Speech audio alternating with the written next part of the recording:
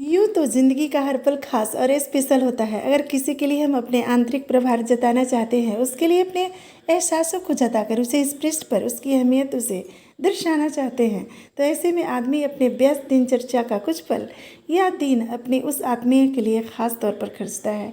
किसी के लिए स्पेशल डे मनाने का रिवाज रिश्तों के गठबंधन को मजबूत करने की कोशिश मात्र है। हम एक माँ हैं, हमारे बच्चे हमसे अतिशय प्रेम करते हैं। वैसे हमारा तो हर दिन कौन कहे, हर क्षण बच्चों के लिए ही है। हमारे लिए तो सांसों सी अनुभूति बनकर मुझ में बैठे हैं हमारे बच्चे, क्योंकि हम माँ हैं। एक दौर बिताकर निश्चिंत रूप में स्थित छवि यानी हमारे जीवन की उपलब्धि, हमारे बच्चे, हमारा परिवार मुझ में स्थिर है। हम अपनी असहज भूमिकाओं से उभर कर एक चिरस्थायी कलाकार बन चुके हैं। तो हमारे मन की एकाग्रता में हमारे देववृंद हमारे लिए अपने पारिवारिक संबंधी हैं। इसी आभूत का परिक्रमण करके मेरे में उपस्थित उपासक वृत्ति को सुकून मिलता है। बच्चे चूंकि नवकोपल है, एक चंचल भ्रमर की तरह उन्हें अनुभूतियों का हर पराग चाहिए। इसी मशक्कत में बालपन एक उद्घोषित एडवेंचर माना जाता है। माता पिता जिस सुखद लम्हा को जी चुके होते हैं, उसी पथ का अनुगमन उनके बच्चे करते हैं। इसीलिए ज़िंदगी को उसका पर्याय बनाम जीवन धारा हम मानते हैं। अंक से निकलकर झूमते खेलते अपनी ही अभ्यस्तता में व्यस्त बच्चे पुनः प्रेम पिपासक बनकर जब बाहु पास लेते हैं, तो उन अनुभूतियों के मायने तथाकथित हर वैज्ञानिकता से ऊपर हो जाता है। माता पिता को भौतिकता प्रसाधन कुछ भी नहीं चाहिए होता है, और उन्हें अपने मर्म पर वात्सल्य का फुहार चाहिए होता है।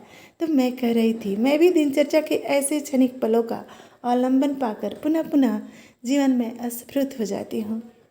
मेरे कहने का मतलब है, हम सभी दिन रात साथ रहकर भी एक दूसरे के आभार से वंचित रह जाते हैं। हम मन में किसी के लिए बेहद अच्छा सोचकर भी अपनी अनुभूतियों को उसके सामने दर्शा नहीं पाते हैं। एक व्यवहारिकता जीते जीते समय सूर्योदय से अवसान को ढल जाता है और हम कोरा पन्ना सा अपनी खासम खास अनुभूतियाँ पकड़े निद्रामग्न हो जाते हैं। यूं ही भावनाएं टालते टालते एक दिन ऐसी चिर निद्रा आती है कि हिस्से से व्यवहारिकता कौन कहे, अपना निशान भी लुप्त हो जाता है। अब बचता है इस पृष्ठ पर स्मृति मंजर। अगर कोई अपनी भावना दबाए गुम हुआ है, तो उसकी व्यवहारिकता जो कि विभिन्न कसौटियाँ घिसती रही है, वहीं और उसका सार चर्चे आम होते हैं। संवेदना पाने के लिए संवेदनाओं का पृष्ठ पर कभी कभी संचार जरूरी है। हम किसके लिए बेहद खास हैं ये हम समझते हैं, पर कभी कभी व्यवहार आदि से अंतस में भ्रांतियाँ अस्थायी तौर पर भर जाया करती हैं, जिसे हम आमतौर पर गलतफहमी कह सकते हैं। इस गलतफहमी से खास रिश्ते भी वंचित नहीं रह पाते हैं। पाषाण पर भी धूल चढ़ जाए तो उसे झाड़ना अनिवार्य हो जाता है। यह तो रिश्तों की गर्द की बात है। किसी के लिए अहमियत दर्शाना इस मुद्दे के लिए भी जायज़ है। यानी मैं अपने अनुभव से मशवरा दूंगी, आप भी अपनी अभ्यस्तता से कुछ एक पल चुराकर जीवन धारा में अपना वक्त महफूज कर लीजिए। अपने ख़ास रिश्ते को उसे उसका महत्व अपने नज़रिए से सौंप दीजिए, क्योंकि आगे जीवन डगर में यही सुकूनप्रद स्मृतियाँ आपके वजूद की कांति बरकरार व पर्याप्त रखेगी। आंतरिक तौर पर लगभग सबको अपने कर्मठता का उपार्जित श्रेय आप पता होता है। आप संस्कृति को प्रशस्त रखने के लिए उर्वरा संचित करते हैं, तो निहायत ही आप आगे की पीढ़ियों में संस्कार प्रवाहित करते हैं। जिंदगी एक ही रास्ते का पथिक है।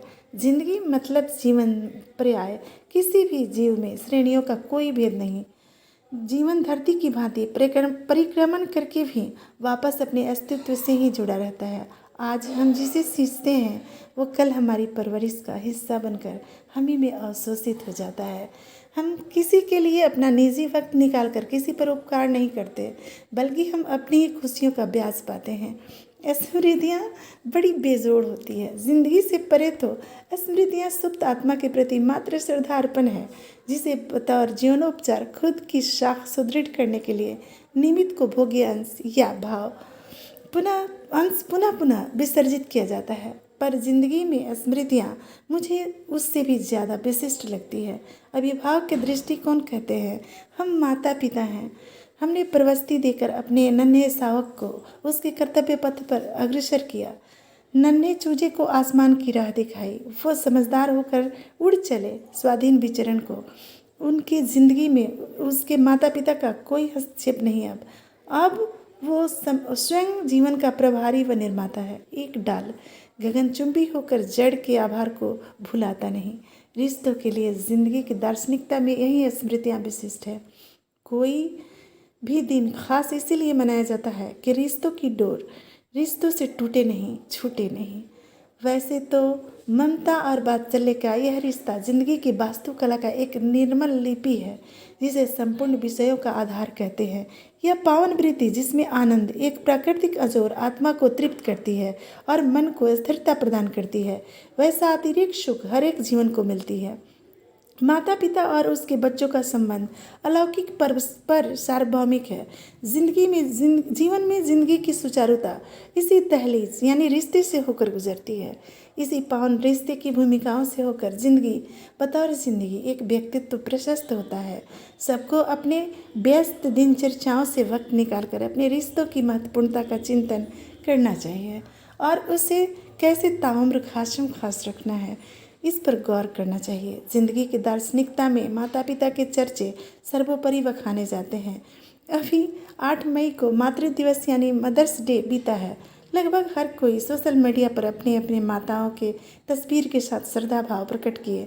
सबके एहसास बेजोड़ रहे, सबके भाव नायाब रहे। सही बात है।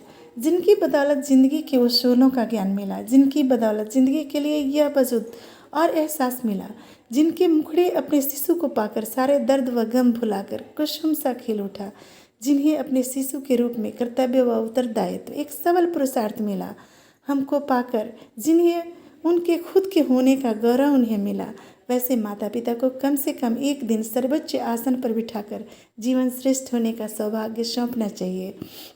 जिंदगी में 1000 रिश्ते लतवार पनपते बनते हैं, पर जो बनता नहीं, जो जुग्म है एहसासों में, वो रिश्ता हमारे माता पिता से हमारा रिश्ता है। माता पिता का प्रेम उसके बच्चों के लिए वरदान होता है। माता पिता जिनकी सोहबत में मुकम्मल लगता है बच्चों को उनका अपना आप। माता पिता के ही बदौलत इंसान को अपनी अहमियत और अपने कर्तव्य की सार्थकता महसूस होती है। माता पिता के अंक में आकर इंसान का वजूद, एहसास, आत्मा, मन, अस्तित्व सब कुछ एक खास प्रयोजन सा लगता है, यानी भाग्य से बढ़कर भाग्य अपने साथ लगता है। माता पिता के प्रेम से सिंचित उनके बच्चे सदैव ख्यालातों के बादशाह रहते हैं। साधनों प्रसाधनों के ऊपर माता पिता रूपी आसमान का अकूत संपदा जिंदगी में इंसान के उनके परिपूर्णता के साक्ष्य होते हैं।